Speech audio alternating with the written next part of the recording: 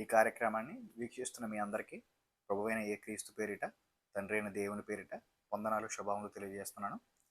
మరి ఒకసారి మరి ఒక కార్యక్రమాన్ని మీ ముందుకు తీసుకొస్తున్నాం.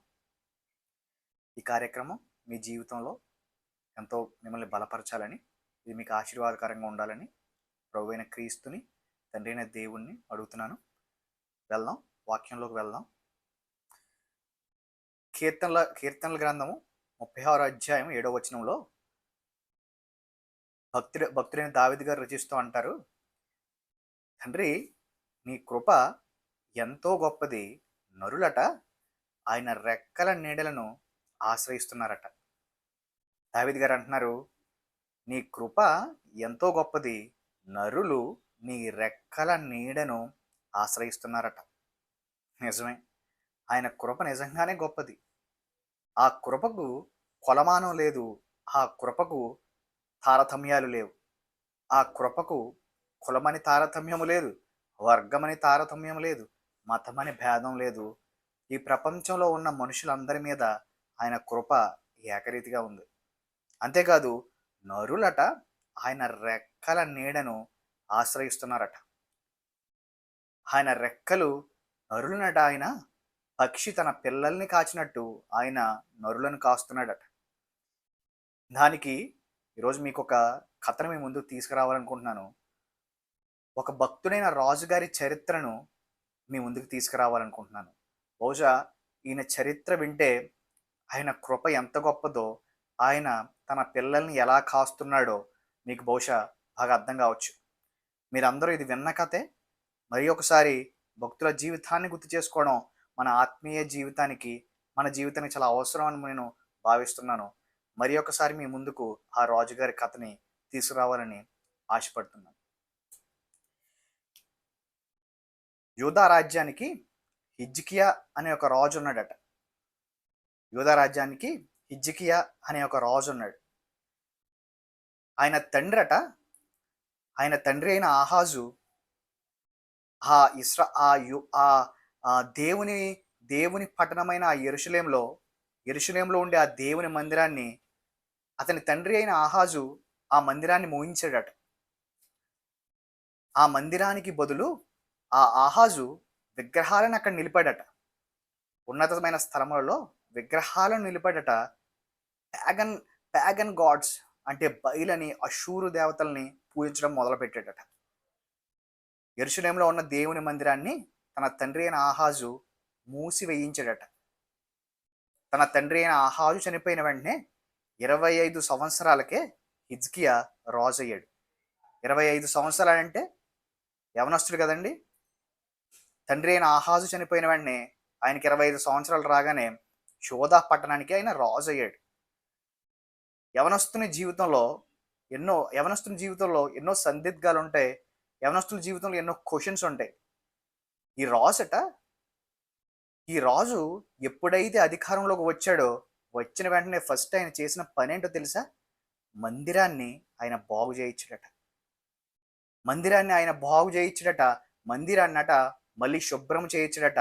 మందిరాన్నట ఆరాధనకు యోగ్యమైనదిగా తీర్చిదిద్దాడట. అంతేకాదట, తన జీవితంలోనే కాదు, తన పాలిస్తున్న ప్రజల జీవితంలో కూడా విగ్రహాలను తీసివేసి ఆ దేవుణ్ణి ఆరాధించమన్నాడట. నేను ఈరోజు అడుగుతున్నాను, యవనస్తులుగా మన జీవితంలో అనేక విగ్రహాలు ఉంటాయి. నేను చదువుకున్నప్పుడు సేవకుని పిల్లలైన మా జీవితంలో అనేక విగ్రహాలకు చోటిచ్చాం.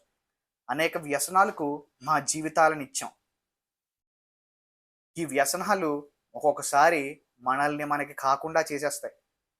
మనల్ని ప్రేమించే వారికి మనల్ని కాకుండా చేసేస్తే, మన జీవితంలో ఉన్న ఈ విగ్రహాలు దేవుని పనికి మనల్ని గుడ్డివారిగా చేసేస్తాయి. మా జీవితంలో కూడా అదే జరిగింది. ఈ రాజట యవనస్తుడిగా ఉండి తన జీవితంలో విగ్రహాలు లేకుండా, తన ప్రజల జీవితంలో విగ్రహాలు లేకుండా చేస్తున్నాడట. ఈరోజు యవనస్తులకి ఒక పెద్ద సాకు ఉంటుంది. ఏంటంటే, సంఘంలో పెద్దోళ్ళు బాగోలేదని, ఊర్లో పెద్దోళ్ళు బాగోలేదని, గ్రామంలో పెద్దోళ్ళు బాగోలేదని మేము కూడా ఆ బాటలో వెళ్ళిపోతామంటారు. తండ్రే సరైన వాడు కాదట హిజ్కియాకి, ఆహాజు. కనట ఈ హిజ్కియా దేవుని మీద ఆధారపడ్డాడట. యవనస్తుడిగానే తన జీవితాన్ని దేవునికి ఇచ్చాడట. చూసారా? దేవునిలో ఉండడానికి అనేక సాకులు మనం చెప్పుకుంటున్నాం. ఈయన ఈ సాకులున్న తన జీవితాన్ని దేవునికి ఇచ్చిన ఒక యవనస్తుడి జీవితాన్ని మనం బైబిల్‌లో చూస్తున్నాం. ఏవండి? మందిరాన్ని బాగు చేసాడట. దేవునికి సక్రమమైన ఆరాధన చేసేటట్టు చూసాడట. యవనస్తుడిగా ఉన్నప్పుడు తన జీవితాన్ని దేవునికి అర్పించాడు. అటువంటి రాజు ఆ ముందు తరంలో కానీ, ఆ తర్వాత తరంలో కానీ లేడని దేవుడు హిజ్కియా జీవితాన్ని మనకి అందరికీ ఒక ఉదాహరణగా చూపిస్తున్నాడు. అలా సంవత్సరాలు గడుగుతున్నాయట, సంవత్సరాలు గడుస్తున్నాయట.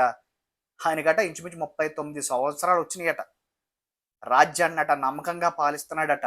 రాజ్యాన్నంట భారంతో పాలిస్తున్నాడట. రాజ్యాన్ని నీతితో, సత్యముతో పాలిస్తున్నాడట ఈ హిజ్కియా. అలా వెళ్తూ వెళ్తూ ఆయనకి 39 సంవత్సరాలు వచ్చినాయట. 39 సంవత్సరాలు వచ్చేటప్పటికి ఏవండి అష్షూరు రాజైన సెన్హెరీబు దండెత్తుకుని వచ్చాడట. అతని సైన్యాన్ని చూస్తే గుండె చెదిరిపోద్దట. వచ్చాడట. రావడంతోటే హిజ్కియాకి ఒక సవాలు విసురుతున్నాడట. నేను వెళ్ళిన ఏ పట్టణమైనా ఉండడం నువ్వు చూసావా? నేను వెళ్ళిన పట్టణాలన్నిటినీ నాశనం చేసేసాను. ఆ పట్టణంలో ఆ దేవుళ్ళు ఏమన్నా వారి ప్రజల్ని రక్షించారా? నిన్ను నీ దేవుడు రక్షించడానికి అంటున్నాడట. హిజ్కియా ఆ సైన్యాన్ని చూశాడట. ఆ సెనహరీబు రథాలని చూశాడట. వెంటనే ఆ హిజ్కియా ఏం చేశాడో తెలుసా? వెళ్ళి దేవునికి ప్రార్థన చేశాడు. ఏమండి? అష్షూరీయులు చాలా క్రూరమైన వాళ్ళండి.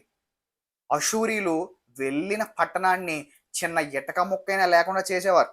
చిన్న గడ్డిపోచైనా లేకుండా చేసేవారు. అటువంటి అష్షూరీయులు హిజ్కియా మీదకి వచ్చారు. రాజ్యాన్ని నీతిగా పాలిస్తున్నాడు, సత్యంతో పాలిస్తున్నాడు. అటువంటి హిజ్కియా మీదకి అష్షూరీయులు వచ్చారు. ఆయనట ఫస్ట్ దేన్ని ఆశ్రయించాడో తెలుసా? అంత సైన్యం వచ్చిన తర్వాత దేవుని మందిరాన్ని ఆశ్రయించాడట. దేవుని మందిరానికి వెళ్ళి కన్నీటితో ప్రార్థన చేశాడట. ఒక సేవకుని యొక్క దేవుని సేవకుణ్ణి ఆయన ఆశ్రయించాడట. యెషయాకి తన దూతల ద్వారా వర్తమానం పంపాడట. ఇదిగో అష్షూరీయులు వచ్చి దండెత్తి మా మీదకి వచ్చారంటే ఏమండి ఆ యెషయాకి హిజ్కియా వర్తమానం పంపాడట.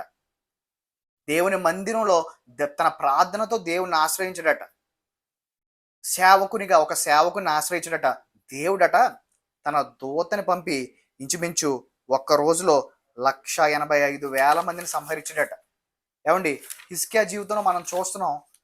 మనకు కష్టాలు వచ్చినప్పుడు ఎలా ప్రార్థించాలో చూస్తున్నాం. మనకు కష్టాలు వచ్చినప్పుడు మీ సంఘంలో మీ ఆత్మీయుల్ని ఎలా ఆశ్రయించాలో చూస్తున్నాం. కష్టాలు వచ్చినప్పుడు బయట వారికి చెప్పుకోకండి. మీ సంఘంలో మీ సేవకులకు చెప్పుకోండి. మీ ఆత్మీయులకు చెప్పుకోండి. ప్రార్థన చేయండి. అది ఎంత పెద్ద కష్టమైనా దేవుడు మీ మనవులను వింటాడు. ఈరోజు సంఘం అంటే ఒక క్రీడా కేంద్రంలా మారిపోయింది. సేవకుడు అంటే ఒక సెలబ్రిటీగా మారిపోయాడు. ఏమండి? ఈరోజు ఈ సేవకుల్ని ఆశ్రయించాలంటే అది పెద్ద పనిగానే ఉంది. ఏమండి? దేవుడు చెప్తున్నాడు, సేవకులకి చెప్తున్నాడు, విశ్వాసులకి చెప్తున్నాడు.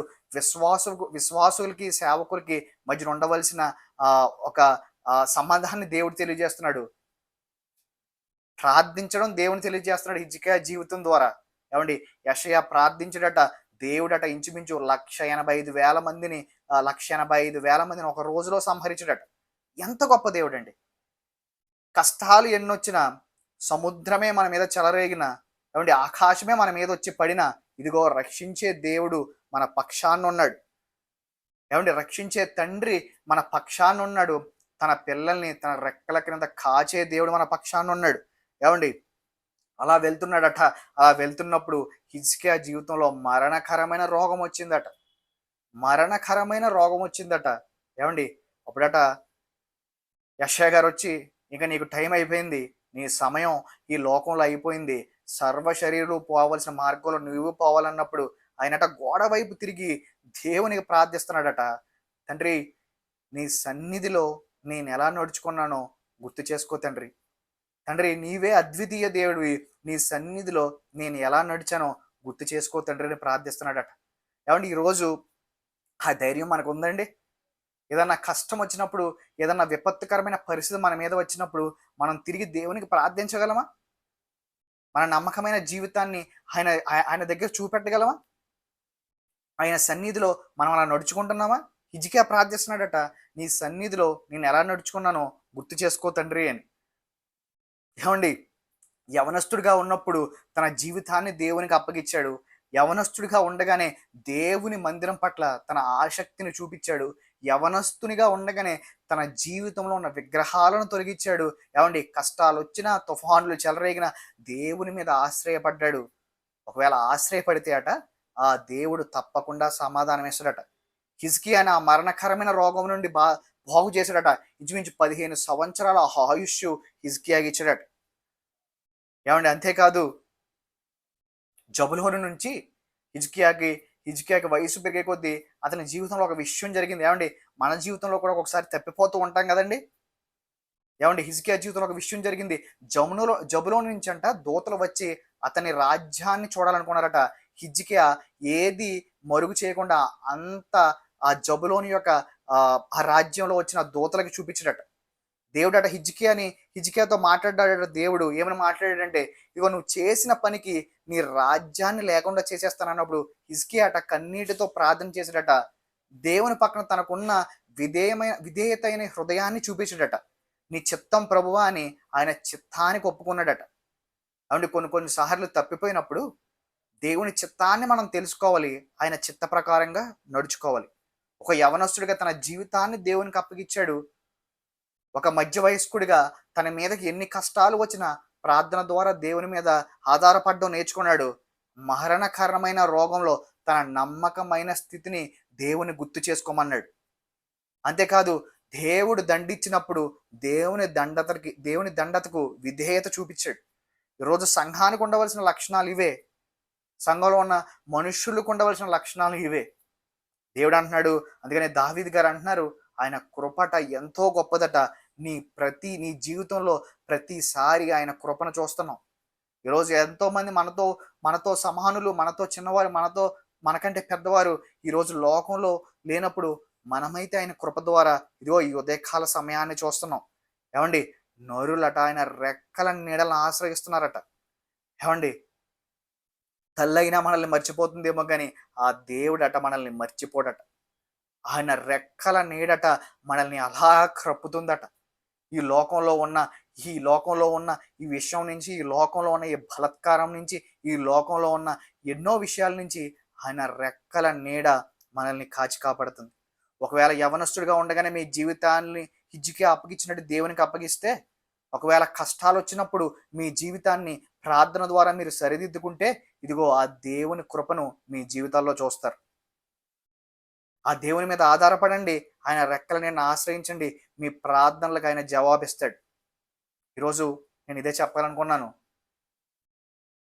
మరి ఒక వారం, మళ్ళీ శనివారం, ఆదివారం మనం అందరం కలుసుకుందాం. అప్పటి వరకు దేవుడు మిమ్మల్ని దీవించి ఆశీర్వదించును గాక. ఆమేన్.